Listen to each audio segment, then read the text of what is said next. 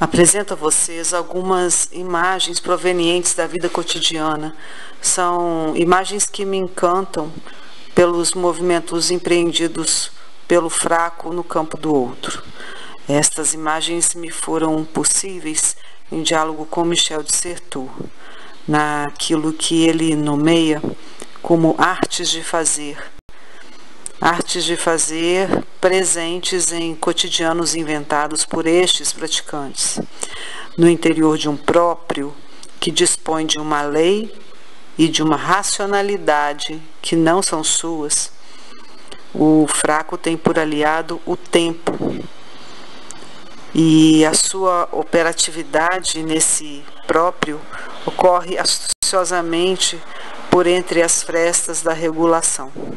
Vejamos então as imagens acompanhadas por breves relatos. E ao final do vídeo são apresentadas as referências, algumas referências nas quais estes achados foram comunicados.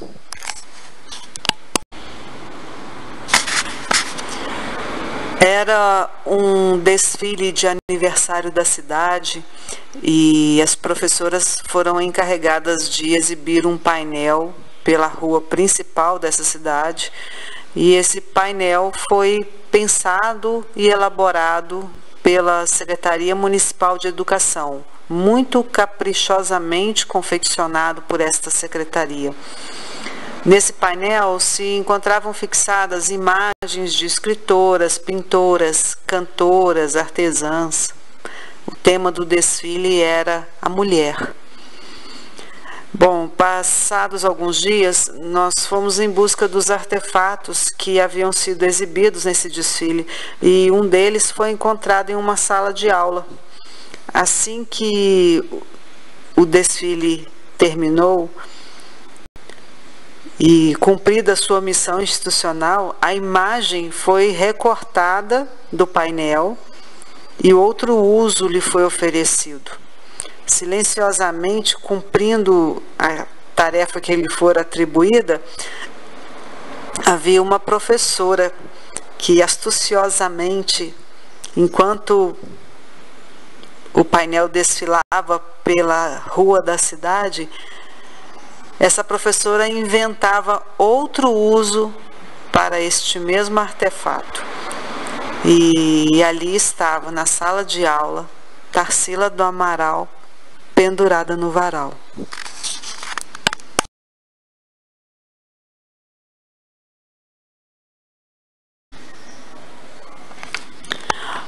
Todo mundo sabe que não é permitido depredar o patrimônio público, mas nessa escola municipal um buraco foi aberto no muro.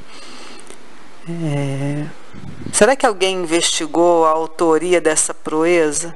Acho que não. O buraco foi fechado? Também não. O buraco se mantém lá, perenemente. Todos, eu disse todos na escola, o utilizam para ter acesso ao pequeno comércio que se encontra do outro lado da rua. Por esse buraco atravessam picolés, pirulitos, pipoquinhas, refrigerantes, salgadinhos. Tudo isso é entregue nas mãos de estudantes e também nas mãos de quem deveria proibir a existência do buraco. Aqui o uso superou até mesmo a norma institucional, aproximando no interior de uma mesma consciência estudantes, professores e administração.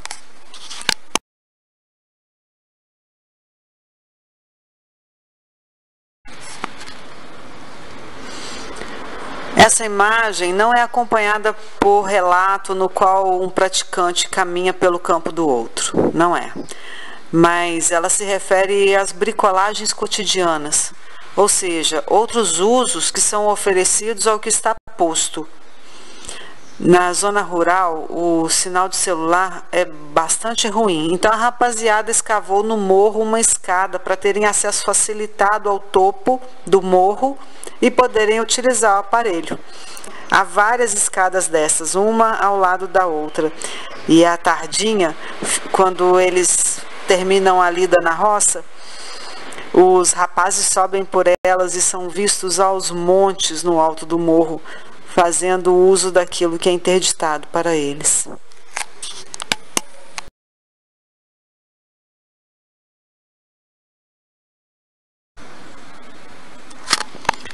Havia uma ponte de madeira velha, precária, e as pessoas transitavam por ali, e essas pessoas solicitavam continuamente ao poder público uma ponte de alvenaria, mas o seu desejo nunca era atendido.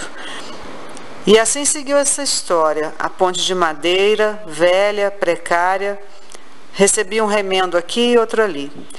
Até que um dia a comunidade foi até lá, tacou fogo na ponte, acabou com tudo, não passava mais nada. E não passava cavalo, não passava carro, não passava carroça, não passava ninguém. E então o poder público não teve alternativa senão construir a sonhada alvenaria. Os automóveis velozes passavam cada vez mais velozes pela BR-356 e quando avistavam a reta, aceleravam ainda mais. De um lado e do outro da reta, uma comunidade apavorada solicitava a instalação de redutores de velocidade, mas não obtinham êxito. Então, essa comunidade se reuniu e construíram eles mesmos os quebra-molas, tudo feito artesanalmente e com capricho, com sinalizações análogas às oficiais. No interior de um próprio, uma vez que a ninguém é concedido o direito de alterar a malha rodoviária com instalação de placas e obstrução da pista, os praticantes utilizaram a lei e a racionalidade do lugar para alterá-lo. Curioso é que, passados alguns anos, tudo permanece exatamente segundo a alteração posta pela comunidade.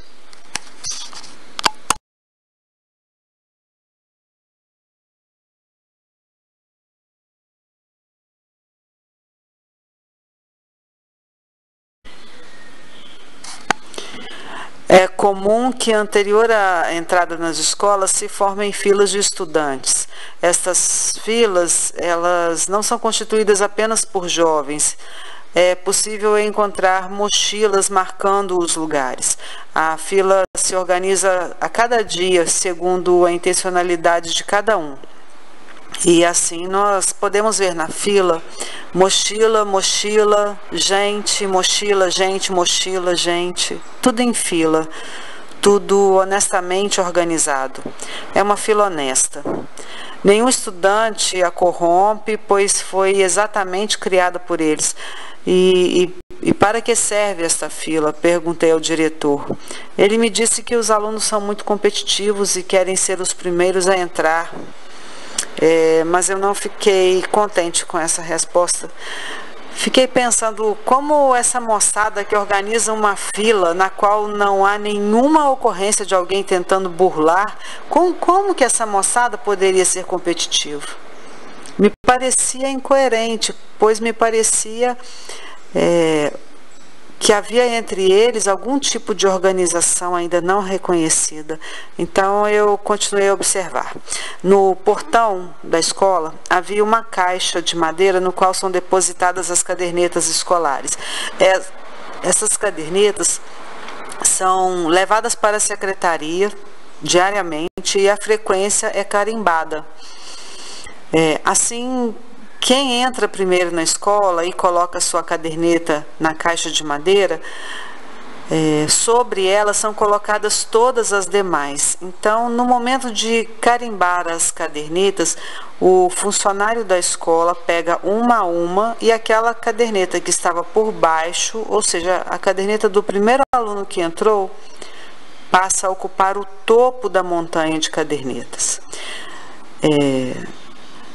Então, eles não organizam essa fila porque são competitivos e querem entrar primeiro na escola. A fila não serve para entrar primeiro. A fila serve para sair. Uma vez que Quem coloca a sua caderneta primeiro vai ser o primeiro a receber a caderneta na hora de ir embora.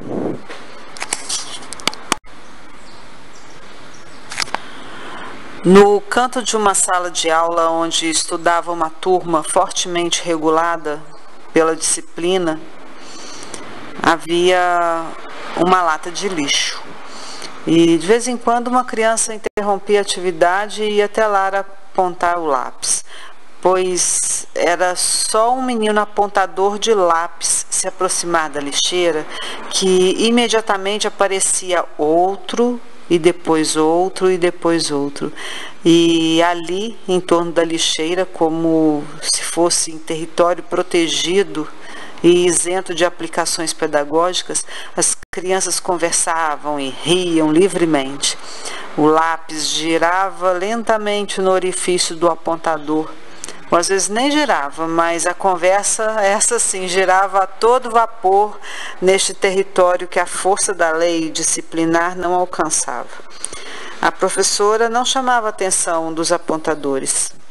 E é possível que isso se explique por estarem ali a ajustar seus instrumentos de trabalho.